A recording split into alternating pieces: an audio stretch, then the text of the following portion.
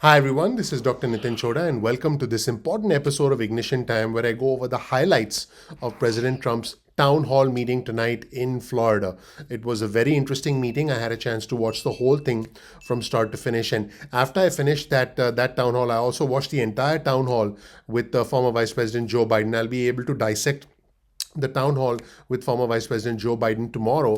But in this video, I wanted to give you the highlights of the important segments that took place with President Trump tonight in Florida. Now, I want to give you a quick heads up. I've isolated the things that are most important to our viewers and to our community. Important information about the state of the economy, important information about the stimulus check, important information about our economy, finances, tax rates in the future.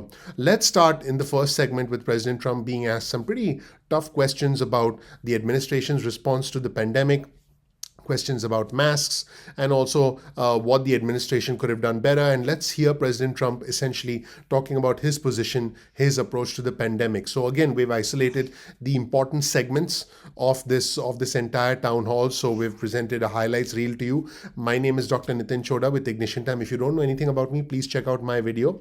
You'll learn more about who I am, what my journey has been like, and why you should listen to me. So thank you so much for watching. If you learned something new from this video, please consider clicking the like button. Please subscribe and please enable notifications. And you'll find a link in the description section below to the entire town hall if you want to watch it for yourself. Thank you so much. Let's just jump right in.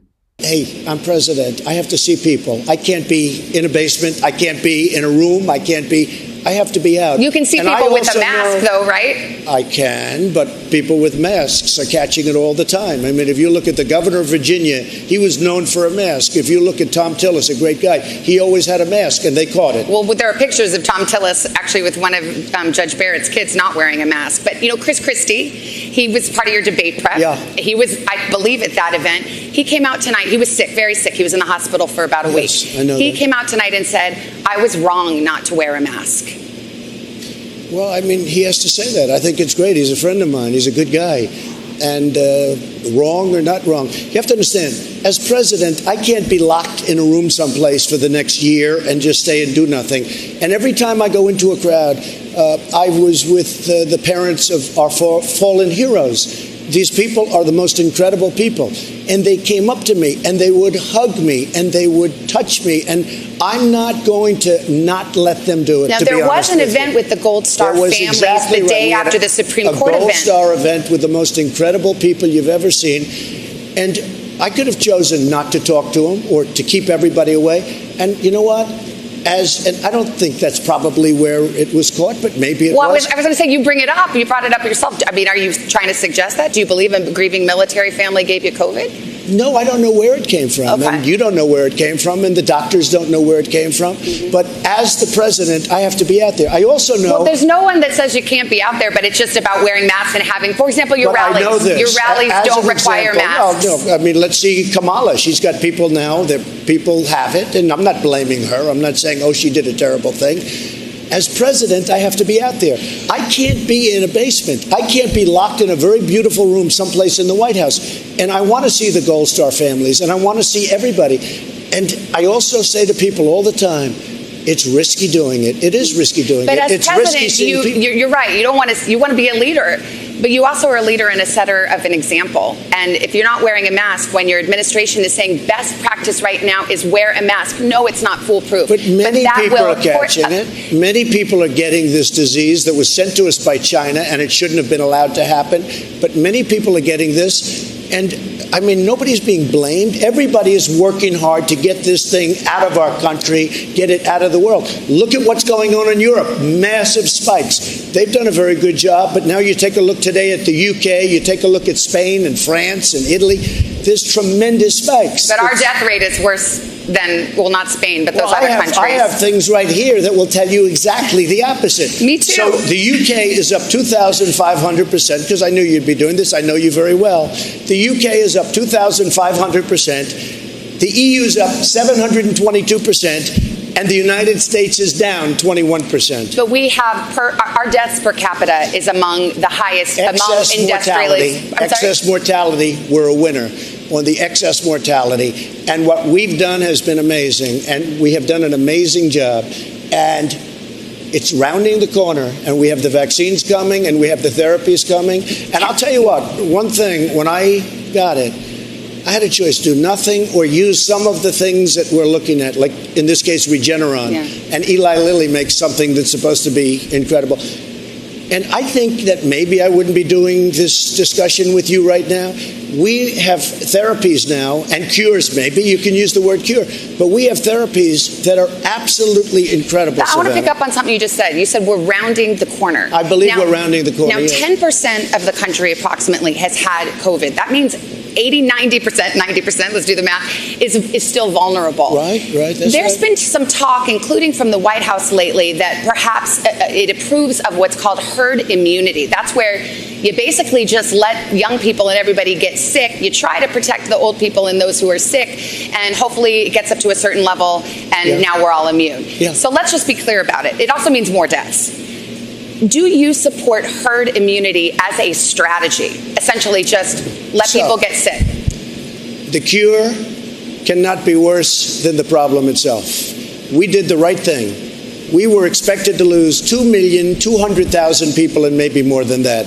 We're at 210,000 people. One person is too much. It should have never happened because of China. It happened because of China. And you have to get that and understand that. But it shouldn't have happened. But we were expected to lose. If you look at the original charts from original doctors who are respected by everybody, 2,200,000 That 2 people. million figure, though, is if you literally saved 2 did million nothing. people. The 2 million figure is if you did absolutely nothing, it would be 2 million. The question is, should the deaths be better than 200,000 when, relative to the rest of the world, we have a worse death rate? I left North Carolina, which I love. I left Pennsylvania. We won a big case in Michigan because that governor has a lockdown where nobody but her husband can do anything. He can go boating and do whatever he wants, but nobody else can. The fact is we're winning all these cases because it's unconstitutional what they're doing. And I think they're doing it for political reasons.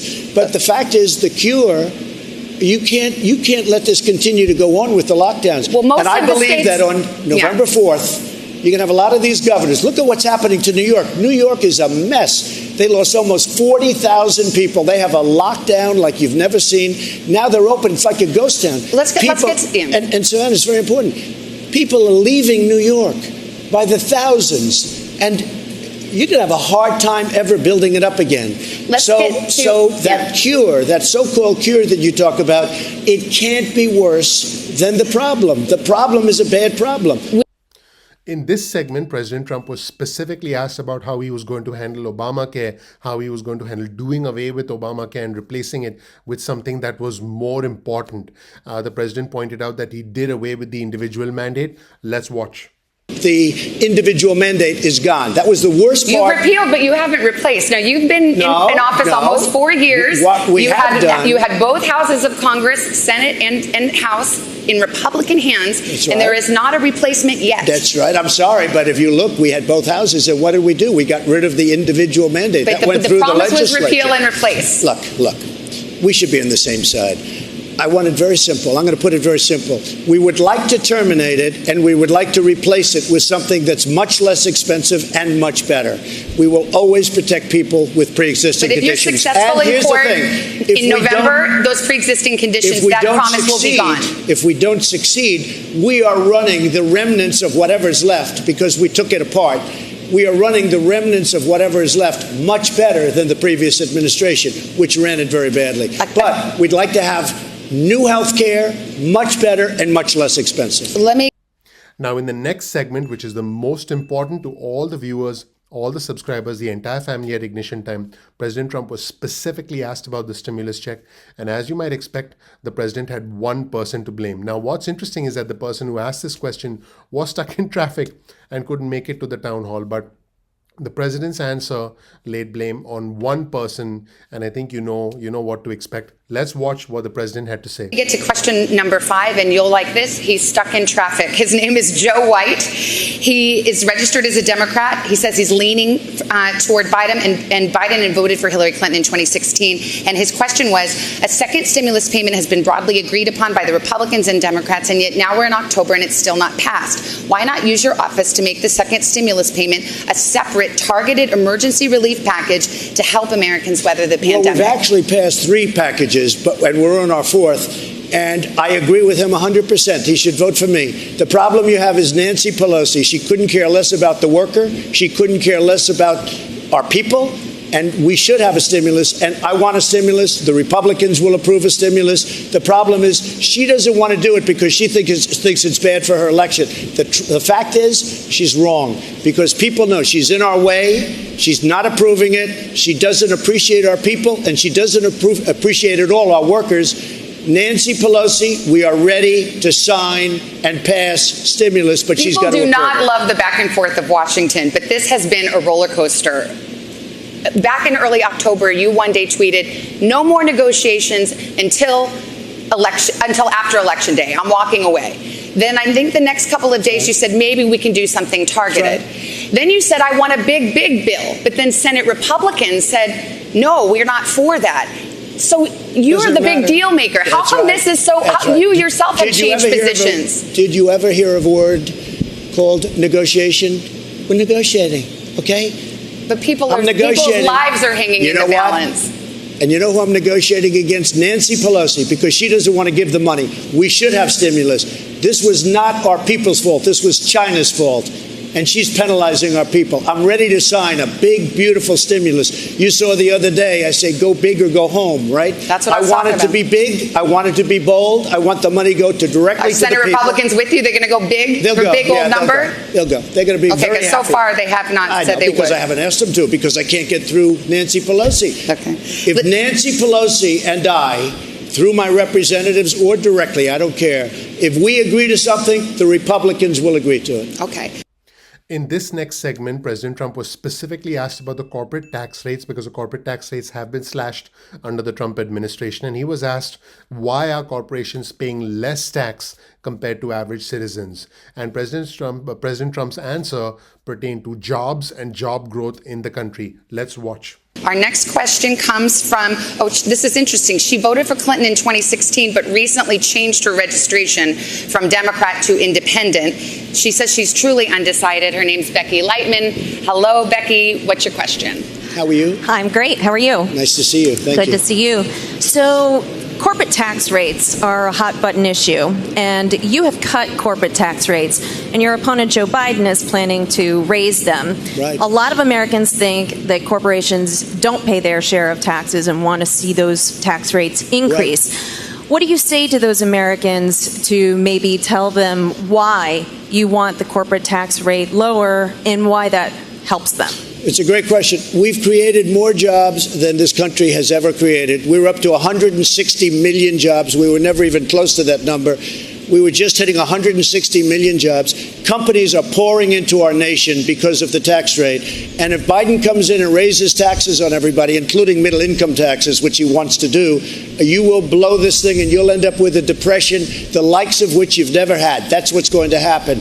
We have something that's really good. The reason we're coming back so strong is because we built a very strong foundation. Companies are moving in. Car companies are moving into Michigan, into Ohio, into South Carolina and North Carolina just today. So what's happening is they're coming in because we reduced the taxes. Our taxes, our corporate taxes, were the highest in the world, and now they're among the lower taxes. They're not the lowest, but they're among the lowest. And what that means is jobs. But also, we're doing a very big, and we've done a very big middle-income tax package. So if we get in, we're going to do the middle-income tax package. But it's a great question. And if he comes along and raises rates, all those companies that are coming in, they will leave the U.S. so fast your head will spin. We can't let that happen.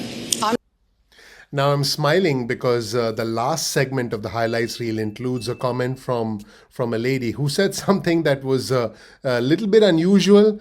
She profusely praised the president, and I just wanted to include it in the highlights reel because I thought that was an interesting comment and something that was newsworthy. And her question was pertaining to DACA, was pertaining to protection for DACA and Dreamers, and we'll see the president's response. But I decided to include this section in the highlights reel because of what she said when she was asking the question. Let's roll the tape and you'll see what I mean. We have Paulette Dale. She leans slightly to Biden. She voted for Clinton in 2016. She's registered as a Republican. Paulette, what's your question? Thank you. Good evening, Mr. President. Thank you very much. I have to say, you have a great smile. Thank you. Okay. Thank you. So, he does. You're so handsome when you smile. Okay. As the daughter of immigrants to the United States who fled Eastern Europe due to religious persecution, Right. The United States immigration policies are very personal for me. Right. Surveys show that most Americans and the majority of Republicans support the Dreamers program. So, my question for you, Mr. President, is if you are elected to a second term, do you expect to pursue your previous efforts to cut the DACA program? Yeah. Why or why not? And the Thank DACA is somewhat different than Dreamers. You understand that, and you understand it better than anybody probably in this room. Where do you come from, by the way, originally? Where? My grandparents were from Russia and Poland. That's very good. Okay. So we are going to take care of DACA. We're going to take care of Dreamer. It's working right now. We're negotiating different aspects of immigration and immigration law.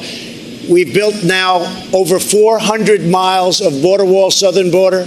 Mexico's working very closely with us. We have the strongest border we've ever had.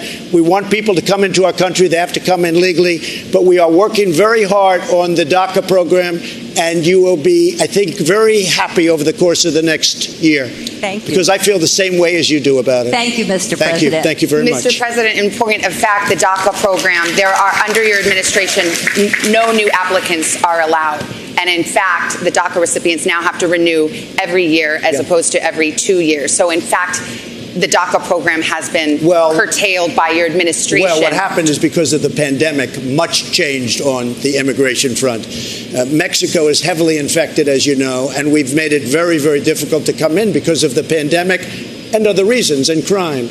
But we have a very strong border right now, and we have to keep it that way. But we want people to come into our country, but they have to come in through a merit system, and they have to come in legally. And people are very, very happy with it. You haven't heard any complaints about that. But what happened is because of the pandemic, we have to be extra cautious.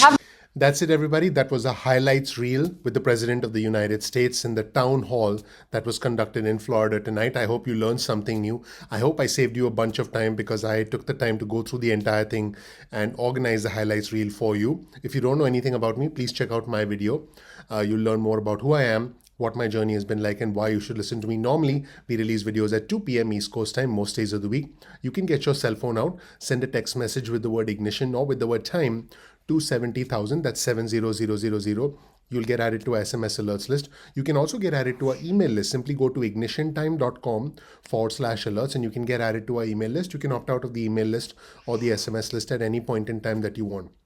I also recommend that you bookmark youtube.com/ignition time. That's youtube.com/ignition time. This way, you're not dependent on YouTube notifications and you can visit the homepage of our channel anytime you want. And you can watch any of the videos, including highlight reels like this, pretty much anytime you want. You can follow us on Instagram. Our Instagram handle is ignition_time. That's ignition_time. And finally, you can also follow us on Twitter. Our Twitter handle is also ignition_time. That's ignition_time. Once again, we release videos at 2 p.m. East Coast time most days of the week. Your vote of confidence in me and my channel, because we work very hard to provide you with cutting edge news, is simply clicking the like button, clicking the subscribe button. I want you to ignite that like button and that subscribe button because the name of our channel is Ignition Time. Thank you so much. I'm looking forward to seeing you in the next episode of Ignition Time. Take care. Bye.